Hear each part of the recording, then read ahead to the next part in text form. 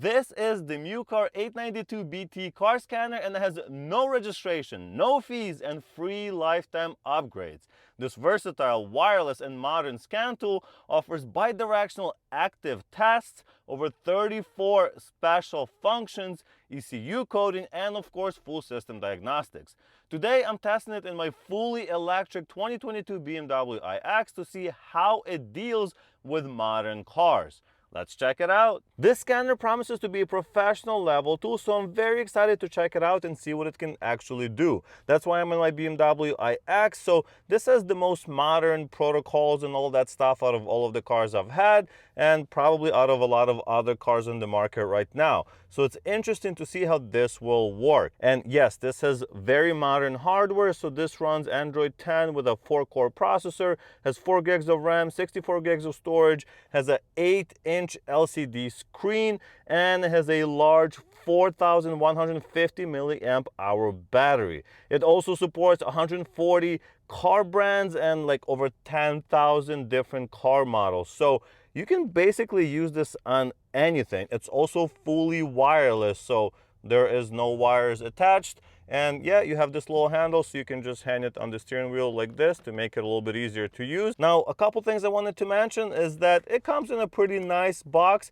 has a little bit of a marketing material on it, but then once you get inside, you have this pretty decent hard case. Quick start guide in tons of different languages. Tells you what it is, how to use it, some specs right here. Here's the packing list. So we have the device itself, the VCI, so that will plug into your OBD2 port. Network cable, we have the network cable to USB, F chassis adapter, Type-C cable, and a few other things. Since this is wireless, you have this power adapter, so you can plug in USB cable and charge the device up. Here is the unit itself, solidly built. This is metal, really nice handle, very stiff, so it will hold in any position.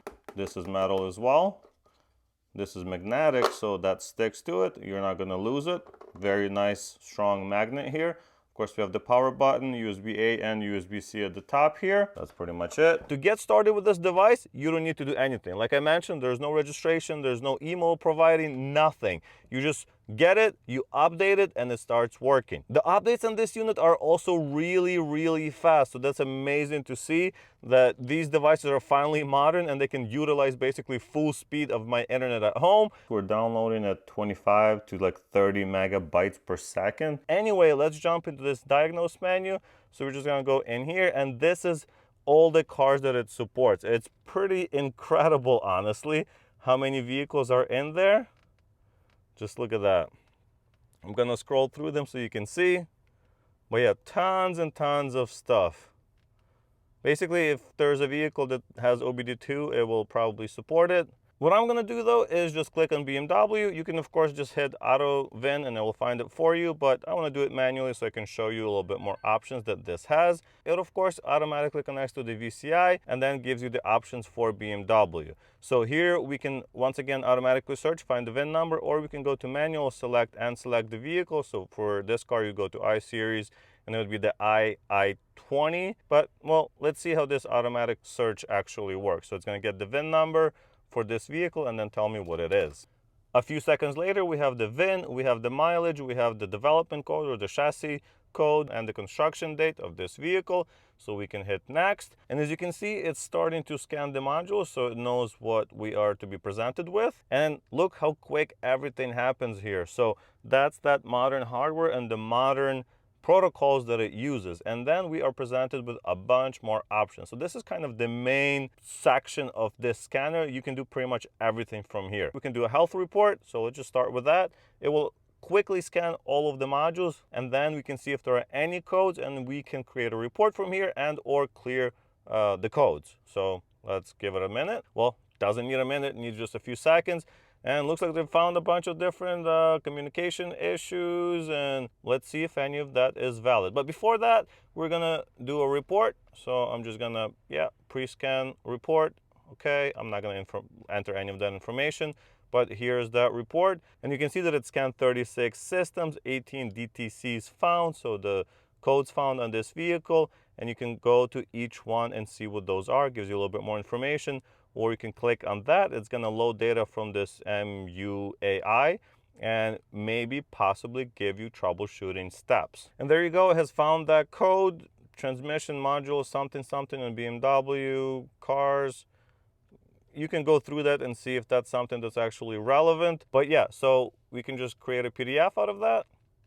There you go. So you have this entire PDF you can send over to your client to see what the car looked like before you started doing anything. You can just hit share, and then you can send it through Bluetooth or email. Now let's clear the DTCs. So now it's just gonna clear the codes and rescan the modules, and we will see what is actually left. And there you go, that has been completed. So now we have 0 codes left. So yeah, that's kind of how it works. You scan it, you could see a lot of stuff, but if I were to go for a drive, I'm sure a couple of them would reappear, but there you go.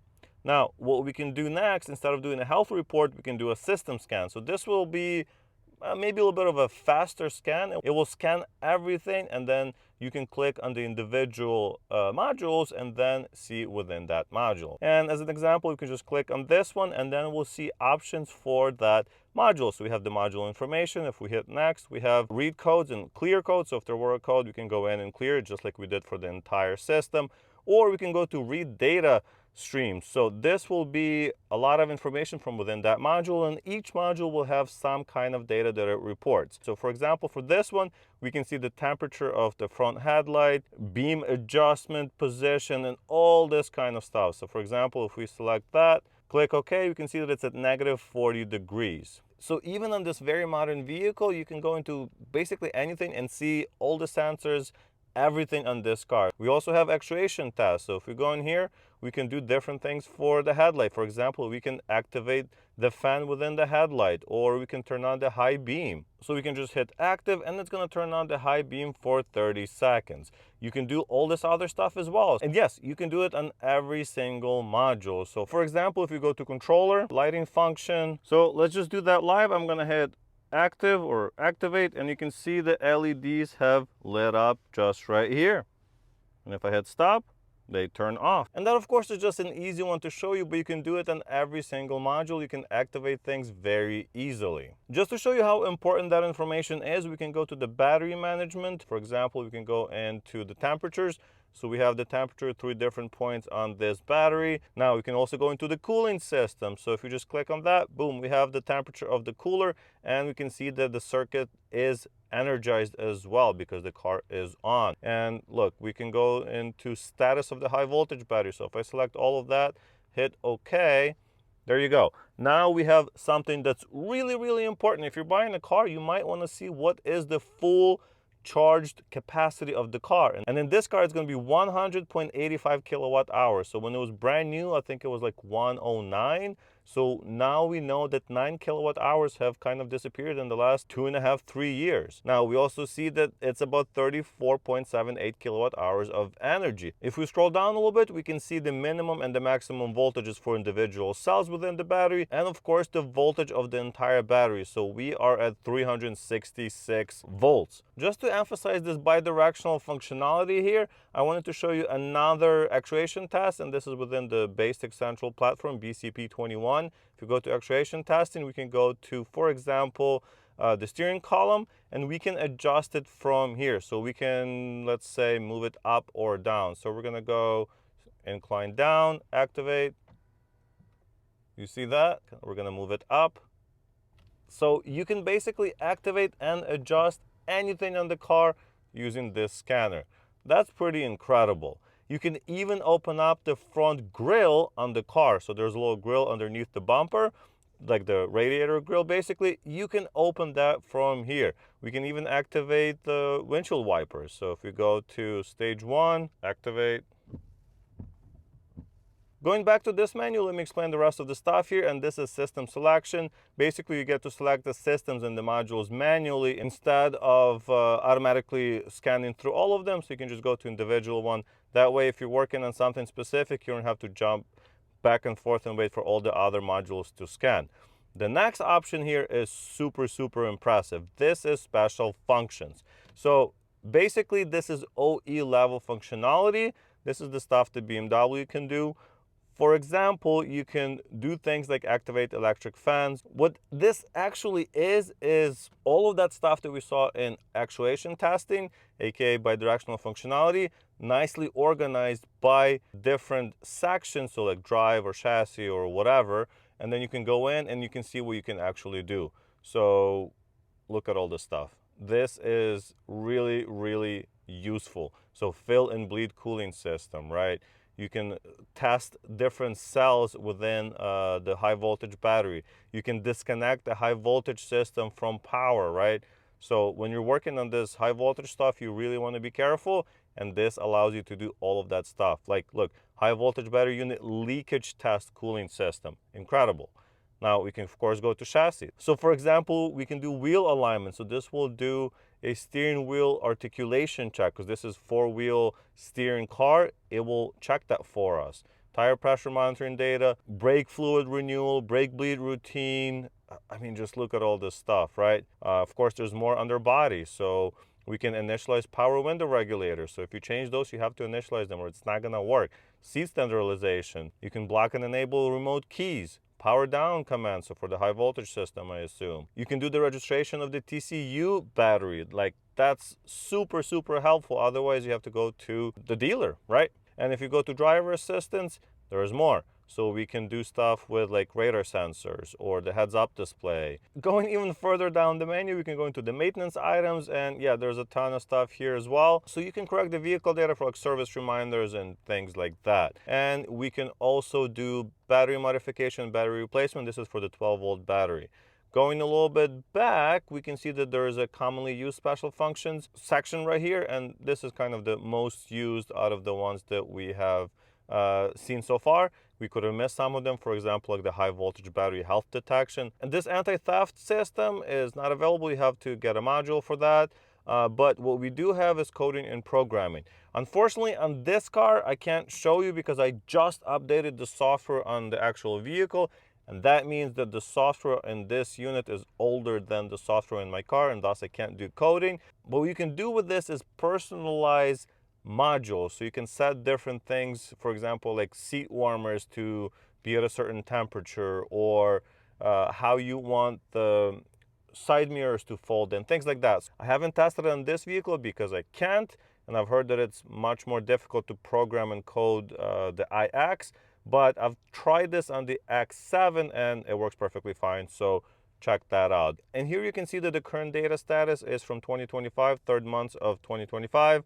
And the data that they have in this scanner is from 2024, so like July 2024. If I were to try to modify the data, I could screw something up, so I'm not gonna try. And of course, once you've personalized, you just go to code and code that specific module. As far as I'm concerned, all of the functionality of this unit is within this diagnose section. Yes, there's many other things you can do in here. Like you can go into reports and see the report that you've created or the PDF that we've saved. Lots of things you can play with and work with here, but the actual work is done within this diagnose section. Now, there are maintenance items here, and these are very useful for quick access, right? These are more or less kind of like a shortcut. And for example, this first air-fuel ratio reset. This is an electric car. There is no air-fuel ratio here, right? There's no engine.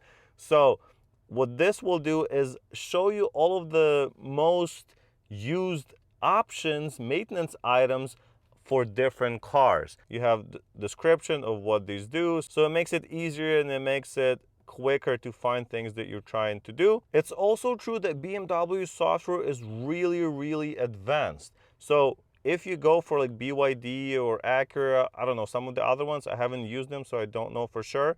But if you go in there, you might not have those maintenance items within the diagnose section, so you might have to go through the maintenance items to get there. I also wanted to show you how this unit can graph, and here are a couple of data points that are changing rapidly, so we can see how responsive it is. Of course, you can record this as well, so you can record all of this data and then save it and review it later. You can create a report based on this, or you can graph it, and you can see how fast it is responding. We can just click on one and zoom in on that specific one, or we can have up to 4 different graphs on one screen. So if you go back, we can have 4 in here, or you can combine them all into one graph and you can just see all of that information in one screen. And of course, you can even save that entire sample as well. And at the end, you can see the minimum and the maximum values. Well, that's pretty much all I wanted to show you here. And honestly, I am very impressed with this unit.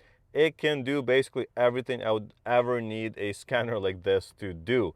It has OE level diagnostics for basically all systems, active testing, bi-directional functionality, ECU coding, advanced reset functions, lifetime free updates, no personal data collected, which is great in my opinion. What do you think of this scanner? I would love to hear your opinions down below. Is it missing any functionality? I don't think so, but I'm sure you will tell me in the comments below. If you'd like to purchase one yourself, check out the links in the description. Like the video if you liked it, subscribe to the channel, and I will see you in the next one. Bye!